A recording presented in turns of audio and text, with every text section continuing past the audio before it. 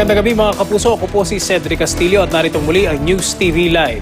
Handa raw sagutin ng Jamliner Incorporated ang gastusin ng mga nadamay sa tumagilid itong bus sa Star Tollway sa Malvar, Batangas. Sa huling tala ng pulisya, lumubo na ang bilang ng mga pasaherong nasugatan sa 51 habang isang senior citizen naman ang nasawi.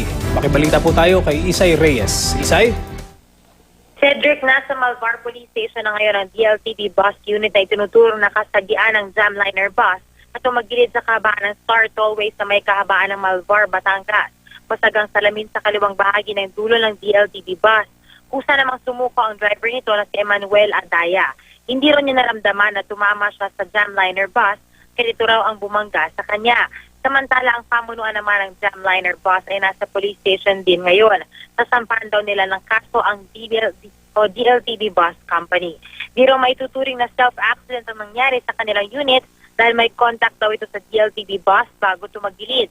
Nangako naman itong sasagutin ng lahat ng gastos ng mga biktima, pati ang gastusin ng isa sa mga nasawi. Sa huling tala, nasa 51 ang sugatan na dinala sa iba't ibang ospital sa Lipa at Tanawan, Batangas. Isa namang 77 taong gulang na lola ang binawian ng buhay dahil sa insidente. Cedric? Maraming salamat, Isay Reyes.